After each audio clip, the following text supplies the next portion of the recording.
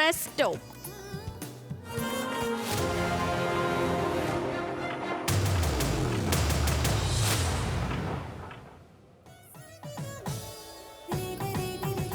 അപ്പോൾ എന്താണ് press stop എന്ന് ചോദിച്ചാൽ ഇന്നത്തെ ദിനപത്രങ്ങളുടെ ഒരു വിശകലന പരിപാടിയാണ് ഈ പ്രസ് സ്റ്റോപ്പ്. അപ്പോൾ നിങ്ങൾ വിചാരിക്കുമോ സാധാരണ പത്രങ്ങളിൽ വന്ന വാർത്തയല്ലേ അതിനെക്കുറിച്ച് പറയുന്നതല്ലേ എന്ന് വിചാരിക്കും. പക്ഷേ അങ്ങനെയല്ല, ഇതിലും കൊണ്ടൊരു സർപ്രൈസ്. കാരണം പത്രങ്ങളിൽ വന്ന വാർത്തകളെ പറ്റി മാത്രമല്ല, വരാത്ത ചില വാർത്തകളും ഇടം പിടിക്കും. അതെന്താണെന്ന് വെച്ചാൽ ഇപ്പോൾ ഒരു പക്ഷേ നമ്മളിപ്പോൾ ഈ വാർത്താ മാധ്യമങ്ങൾ, ന്യൂസ് ചാനലുകളൊക്കെ കഴിഞ്ഞ ദിവസം വലിയ രീതിയിലൊക്കെ ചർച്ച ചെയ്യും. പക്ഷേ പത്രം അത് വലിയ രീതിയിൽ കൈകാര്യമൊന്നും ചെയ്ത് കാണില്ല. അങ്ങനത്തെ വാർത്തകളും നമ്മുടെ പത്രങ്ങളിൽ വരാറുണ്ട്. അപ്പോൾ ഈ എല്ലാ വാർത്തകളെയും പറ്റിയുള്ള സമഗ്രമായ ഒരു വിലയിരുത്തലാണ് നമ്മൾ ഈ പ്രസ് സ്റ്റോപ്പ് കൊണ്ട് ഉദ്ദേശിക്കുന്നത്. പ്രസ് സ്റ്റോപ്പിൽ ഇന്ന് എന്തൊക്കെയാണ് പത്രങ്ങളിലെ വിശേഷങ്ങൾ, വർത്തമാനങ്ങൾ, ഓരോ വാർത്തയും പത്രങ്ങൾ എങ്ങനെ കൈകാര്യം ചെയ്തിരിക്കുന്നു എന്നൊക്കെ ഡീറ്റെയിൽഡ് ആയിട്ട് പറയാൻ നമുക്കിപ്പം സനീഷ് ചേരുന്നുണ്ട്. സനീഷ് ഇളയിടത്തുണ്ട്. Saneesh, good morning. നമുക്ക് പത്രവാർത്തകളുടെ വിശകലനമാണ് നമ്മുടെ ഈ പ്രസ് സ്റ്റോപ്പ് എന്നുള്ള പരിപാടി. അപ്പോൾ ഓരോ പത്രങ്ങളും ഓരോ വാർത്തകളെയും ഏതൊക്കെ രീതിയിൽ വിശകലനം ചെയ്തിരിക്കുന്നു എന്നുള്ള വിശകലനത്തിലേക്ക് വരുന്നതിന് മുൻപ് നമ്മുടെ ഹെല്ലോ മലയാളം ഇന്ന് തുടങ്ങിയിട്ടേ ഉള്ളൂ. അരമണിക്കൂർ പിന്നിട്ടിട്ടേ ഉള്ളൂ. അപ്പം അതേക്കുറിച്ച് ആദ്യം 2 വാക്ക് പറയാം. അതിനുശേഷം ഇന്ന് എന്തൊക്കെയാണ് പ്രധാനപ്പെട്ട വാർത്തകൾ, ഓരോ പത്രവും ഏത് രീതിയിൽ ഓരോ വാർത്തകളെയും കൈകാര്യം ചെയ്തിരിക്കുന്നു. ഈ സനീഷ്. സേതു, ഇന്നത്തെ പത്രത്തിലെ വാർത്തകളിലേക്ക് നമുക്ക് പോകാം. അതിനു മുമ്പ് നാളത്തെ പത്രത്തിലെ പ്രധാനപ്പെട്ട വാർത്തയായി വരാനിടയുള്ള ഒരു വാർത്ത, സേതുലക്ഷ്മി നമ്മുടെ ന്യൂസ് മലയാളത്തിൻ്റെ AR/VR/XR സ്റ്റുഡിയോയിൽ നിന്നുള്ള ആദ്യത്തെ ഹലോ മലയാളം അതിഗംഭീരമായിട്ട് ചെയ്തിരിക്കുന്നതാണ്.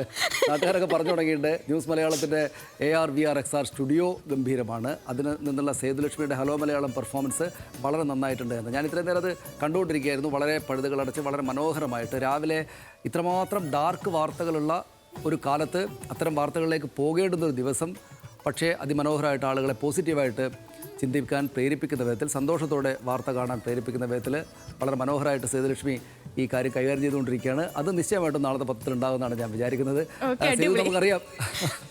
സേതു നമുക്കറിയാം, അതായത് ഈ പത്രവായന അല്ലെങ്കിൽ പത്രങ്ങളുടെ പ്രിൻ്റ് അച്ചടിക്കൽ കുറഞ്ഞു വരികയാണ്. ലോകവ്യാപകമായിട്ട് തന്നെ, കേരളത്തിലും ഇന്ത്യയിലും ലോകവ്യാപകമായി തന്നെയും പത്രം വായിക്കുന്ന ആളുകളുടെ എണ്ണം കുറയുകയാണ്. പത്രം പ്രിൻ്റ് ചെയ്യുന്നതിൻ്റെ എണ്ണം വല്ലാത്ത തോതിൽ കുറയുന്നുണ്ട് എന്ന് നമുക്കെല്ലാവർക്കും അറിയാം. പക്ഷേ എങ്കിലും പലയിടത്തും പത്രവാർത്തകൾ എന്നത് ഡിസിഷൻ മേക്കേഴ്സിനെ സ്വാധീനിക്കുന്ന ഏറ്റവും പ്രധാനപ്പെട്ട ഒരു കാര്യമായിട്ട് ഇപ്പോൾ തുടരുന്നുണ്ട്. അത് നമുക്കറിയാവുന്നതാണ്. കേരളത്തിൽ പ്രത്യേകിച്ചും ഈ ചാനൽ വാർത്തകൾ ആളുകൾ കാണുകയും ചാനൽ വാർത്തകളാണ് ആളുകളെ കൂടുതലായിട്ട് സ്വാധീനിക്കുന്നത്. ചാനൽ വാർത്തകളാണ് പത്ര ഓഫീസുകളിലടക്കം കണ്ട് നാളത്തെ വാർത്ത എങ്ങനെയാകണം എന്ന കാര്യത്തിൽ അവരെപ്പോലും പ്രചോദിപ്പിക്കുന്നത് ചാനൽ വാർത്തകളാണ്. സോഷ്യൽ മീഡിയയിൽ നിശ്ചയമായിട്ടും നടക്കുന്ന സംഭവങ്ങൾ കൂടെ നമ്മുടെ കാലത്തിൻ്റെ ഏറ്റവും പ്രധാനപ്പെട്ട വാർത്താ വിനിമയ ഉപാധികളും മറ്റുമാണ്. പക്ഷേ എങ്കിലും പത്രം, അതിനകത്തുള്ള വാർത്തകൾ, അതിനകത്തുള്ള വിശകലന ടെക്സ്റ്റുകൾ ഇപ്പോഴും ഏറ്റവും പ്രധാനപ്പെട്ട ഒരു കാര്യമായിട്ട് മലയാളികൾ കണക്കാക്കുന്നുണ്ട്. നമ്മുടെ ഡിസിഷൻ മേക്കേഴ്സിനെ, അതായത് ഉദ്യോഗസ്ഥരും രാഷ്ട്രീയക്കാരും ഒക്കെ അടങ്ങുന്ന, ഭരണാധികാരികളൊക്കെ അടങ്ങുന്ന ആളുകൾ സ്വാധീനിക്കാൻ പ്രധാനമായിട്ടും കാരണമാകുന്നുണ്ട്. നമുക്ക് ഈ ദിവസത്തെ കണക്കെടുത്താൽ നമുക്കറിയാം, ഈ കാലം കടന്നു പോകുന്നത് വളരെ വയലൻസ് നിറഞ്ഞ ചെറുപ്പക്കാരുടെ വാർത്തകളെക്കുറിച്ചുള്ള ദിവസങ്ങളിലൂടെയാണ് എന്ന് നമുക്കറിയാം. സ്വാഭാവികമായിട്ടും എല്ലാ പത്രങ്ങളും ഓരോ ദിവസത്തിൻ്റെ ചരിത്രരേഖകളാണ് എന്നതുകൊണ്ട് ആ നിലക്ക് നമ്മൾ ഇന്നത്തെ പത്രങ്ങളിൽ കാണുക ഈ വയലൻസിൻ്റെ, അതും ചെറുപ്പക്കാരായിട്ടുള്ള ആളുകൾ, കുട്ടികൾ നടത്തുന്ന വയലൻസിൻ്റെ കാര്യങ്ങൾ ആയിട്ടാണ്. നമുക്ക് അതിൻ്റെ കാരണമായിട്ടുള്ള സിനിമ, മയക്കുമരുന്ന് ഉപയോഗം പോലുള്ള, ലഹരി മരുന്ന് ഉപയോഗം പോലുള്ള കാര്യങ്ങളെ കുറിച്ചുള്ള വിശദമായിട്ടുള്ള കാര്യങ്ങളാണ് ഇന്നത്തെ പത്രത്തിലുള്ളത്. ഇന്ന് നമുക്ക് ആദ്യം തന്നെ ഹിന്ദുവിലേക്ക് പോയാൽ, ഹിന്ദുവിൽ വളരെ പ്രധാനപ്പെട്ടൊരു വാർത്ത അതിൻ്റെ ഉൾപേജിലുണ്ട്. കേരളത്തിൻ്റെ പ്രാദേശിക പേജാണ്. അതിനകത്ത് meth seems to be emerging as drug of choice among youngsters in state എന്ന വാർത്തയാണത്. നമ്മുടെ സംസ്ഥാനത്തെ ചെറുപ്പക്കാർക്കിടയിൽ മെത്ത്, അത് മെത്താംഫെറ്റാമിൻ എന്ന പേരിലുള്ള ഈ രാസലഹരിയാണ് നമ്മുടെ യങ്സ്റ്റേഴ്സ് ചൂസ് ചെയ്യുന്നത്. അവരുടെ ഏറ്റവും പ്രധാനപ്പെട്ട ഈ എന്നുവെച്ചാൽ യങ്സ്റ്റേഴ്സിലെ ലഹരി ഉപയോഗിക്കുന്ന ആളുകൾ ഏറ്റവും കൂടുതൽ ഉപയോഗിക്കുന്നത് ഇതാണ് എന്നാണ് ഈ വാർത്ത പറയുന്നത്. അതിനകത്ത് the latest report of the narcotics control bureau NCB and the national narcotics coordination portal NCORD signal A tangible increase in the use of amphetamine family wakefulness drugs such as meth among Kerala's youth. അങ്ങനെയാണ് ഈ വാർത്ത പറയുന്നത്. അത് വിവിധ കണക്കുകൾ ശേഖരിച്ചിട്ടാണ്. അതിനോടൊപ്പമുള്ളൊരു data ഷീറ്റിനകത്ത് ഈ ganja MDMA, methamphetamine, LSD തുടങ്ങിയ കുറേയേറെ കാര്യങ്ങൾ ഇതിനകത്ത് പറഞ്ഞിട്ടുണ്ട്. അതിൻ്റെ ഉപയോഗം എത്രത്തോളം വർദ്ധിച്ചു, എത്രത്തോളം നമ്പർ കൂടിയിട്ടുണ്ട് എന്നതൊക്കെയുള്ളത്. വളരെ ചില പ്രധാനപ്പെട്ട വരികൾ അതിനകത്ത് നമ്മൾ പ്രത്യേകമായിട്ട് കാണേണ്ടത്. Officials said the street price of meth in Kerala has plummeted. It currently ranged between an estimated 3,000 and 4,000 per 5 grams.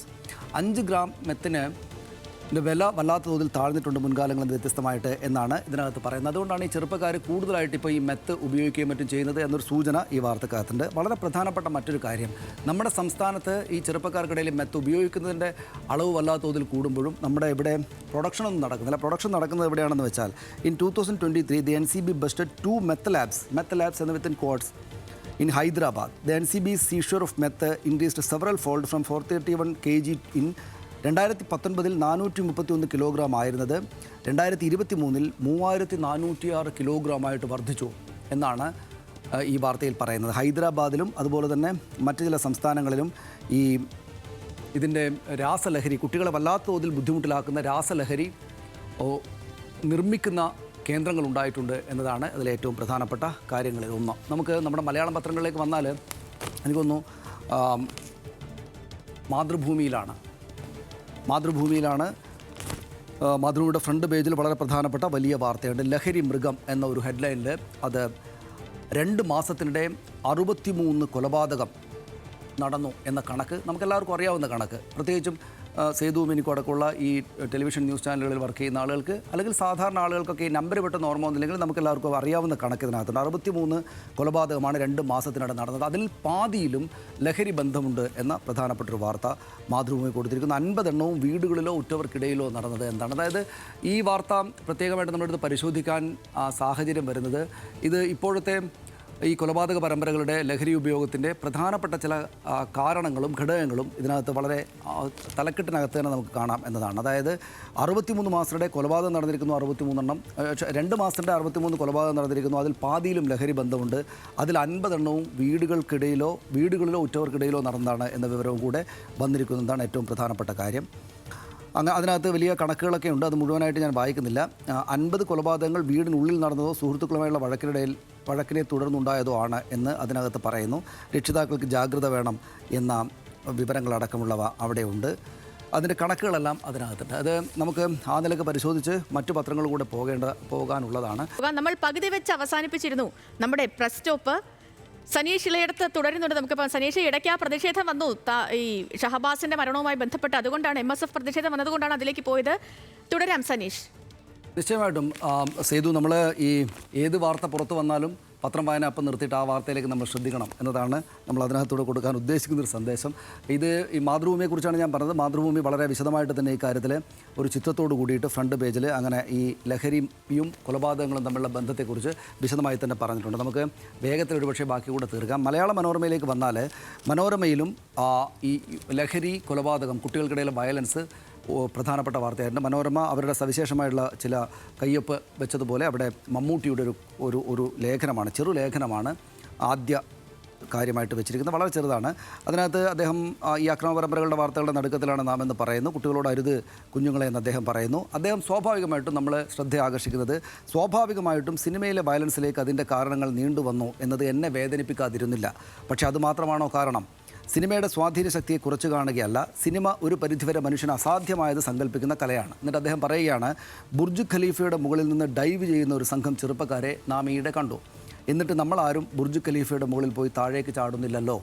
അത് അത്തരത്തിൽ പരിശീലനം കിട്ടിയ വിദഗ്ധർ മാത്രം ചെയ്യുന്നൊരു സംഗതിയാണെന്ന് നമുക്ക് ബോധ്യമുണ്ട്. ആ ഒരു തിരിച്ചറിവാണ് സിനിമ കാണുമ്പോഴും ചെറുപ്പക്കാർക്ക് വേണ്ടത് എന്ന് മമ്മൂട്ടി എഴുതുന്നു. നിശ്ചയമായിട്ടും അത്തരം ഒരു കാര്യത്തിന് പ്രസക്തിയുണ്ട്. കാരണം മമ്മൂട്ടിയെപ്പോലൊരാൾ സിനിമയിലെ വയലൻസ് കൂടെ ചർച്ചയാകുന്നൊരു കാലത്ത്, എന്നാൽ കുട്ടികൾ ചെറിയ പ്രായത്തിലുള്ള 10-15 വയസ്സുള്ള കുട്ടികൾ പോലും കൊലപാതകങ്ങൾ നടത്തുന്ന കാലത്ത് അതേക്കുറിച്ച് വന്ന് സംസാരിക്കുന്നു എന്നൊരു കാര്യം അതിനകത്തുണ്ട്. അത് മനോരമ മുന്നിൽ ചെയ്തിട്ടുണ്ട്. സിനിമയിലെ അക്രമങ്ങളും ചർച്ചയ്ക്ക് എന്ന അത് അതിനോടൊപ്പമുള്ള ലീഡ് വാർത്തയിൽ മനോരമ വിന്യസിച്ചിട്ടുണ്ട്. കൊലപാതകങ്ങളും അക്രമവും സാധാരണ സംഭവം എന്ന പോലെ അവതരിപ്പിക്കുന്ന സിനിമകൾക്ക് തടയിടാൻ പോലീസിന് ശ്രമമുണ്ട് എന്നടക്കം അതിനകത്ത് പറയുന്നു. നമുക്ക് പെട്ടെന്ന് കേരള കൗമുദി കൂടെ പോയാൽ അവിടെ മമ്മൂട്ടി ഉള്ളതുകൊണ്ട് ഇവിടുത്തെ കൗമുദിയുടെ ഫ്രണ്ട് പേജിലെ പ്രൊഫസർ MK സാനു, നമ്മുടെ കാലത്ത് ജീവിച്ചിരിക്കുന്ന ഏറ്റവും മുതിർന്ന സാംസ്കാരിക നായകൻ, സാംസ്കാരിക പ്രവർത്തകൻ, വലിയ അധ്യാപകൻ, അദ്ദേഹം പ്രൊഫസർ MK സാനു ഇക്കാര്യം ഇതേ വിഷയത്തിൽ അരും കൊല ചെയ്യാൻ പോലും അറപ്പില്ല എന്നൊരു ടൈറ്റിൽ ആ ലേഖനം കൊടുത്തിട്ടുണ്ട്. പണ്ട് മാതാപിതാക്കൾ മക്കളെ ലാളിച്ച് കരുതലോടെയാണ് വളർത്തിയിരുന്നത്. ഇപ്പോൾ അതല്ല സ്ഥിതി. മറ്റു കുട്ടികളെ തോൽപ്പിച്ച് മുന്നിലെത്താനാണ് പഠിപ്പിക്കുന്നത്. ഇത് കുട്ടികളിൽ ഒരു സ്വാർത്ഥ മനോഭാവം വരുത്താൻ കാരണമായിട്ടുണ്ട് എന്ന് സാനുമാഷ് അതിനകത്ത് പറയുന്നു. നമുക്ക് ഇന്നിപ്പോൾ AR VR XR സ്റ്റുഡിയോയിൽ നിന്ന് നമ്മുടെ ആദ്യത്തെ മോർണിംഗ് ഷോ ആണ്. പോസിറ്റീവായിട്ടുള്ള കാര്യങ്ങളോട് തുടങ്ങണമെന്നാണല്ലോ സേതു നമ്മൾ വിചാരിച്ചിരുന്നത്. ആ നിലയ്ക്ക് തന്നെയാണ് നമ്മളത് ആരംഭിച്ചിരുന്നത്. പക്ഷേ കാലം വളരെ മോശമായിട്ടുള്ളതാണ്. ഇത്തരം വാർത്തകളാണ് പത്രങ്ങളുടെയും നമ്മുടെയും ഹെഡ്ലൈനുകളായിട്ടുള്ളത്. അതുകൊണ്ടാണ് സാധാരണഗതിയിൽ ഈ പ്രസ് സ്റ്റോപ്പ് പത്രങ്ങളെ ഒരു വിമർശാത്മകമായിട്ട് പരിശോധിക്കാവുന്ന ഒരു പരിപാടിയാണ്. പക്ഷേ ഇത്തരം കാര്യങ്ങളിൽ, ഈ വിഷയങ്ങളിൽ, ഇപ്പോൾ നടന്നുകൊണ്ടിരിക്കുന്ന വിഷയങ്ങളിൽ എല്ലാവരും ഒന്നു ചേർന്നിട്ട് പരസ്പര വിമർശനങ്ങളില്ലാതെ പരസ്പരം ചർച്ച ചെയ്ത് മുന്നോട്ട് പോയിട്ട് നമ്മുടെ പുതിയ തലമുറയെ വലിയ കുഴപ്പങ്ങളിൽ നിന്ന് രക്ഷിക്കുക, ഇനിയും കൂടുതൽ ഹിംസാത്മകമായ ഒരവസ്ഥയിലേക്ക് അവർ പോകാതിരിക്കുന്നതിലേക്ക് വരണം. അതാണ് നമ്മൾ ചെയ്തുകൊണ്ടിരിക്കുന്നത്. സേതു, നമുക്ക് പ്രസ് സ്റ്റോപ്പ് ഇവിടെ അവസാനിപ്പിക്കാം, മറ്റു കാര്യങ്ങളിലേക്ക് കടക്കാം. ഓക്കെ സനീഷ്. ഇപ്പോൾ നമ്മൾ ഈ കടന്നു പൊയ്ക്കൊണ്ടിരിക്കുന്ന ഒരു കെട്ട കാലത്തിൽ നിന്ന് എത്രയും വേഗം ഞങ്ങളുടെ കുട്ടികളെയൊക്കെ മോചിപ്പിച്ച് നമുക്ക് വീണ്ടും നല്ലൊരു കാലത്തേക്ക്, നല്ലൊരു മാറ്റത്തിലേക്ക് ഒരുമിച്ച് നമുക്ക് പോരാടി മുന്നോട്ട് പോകാം എന്നൊരു പ്രത്യാശ കൂടി നമുക്ക് പങ്കുവയ്ക്കാം.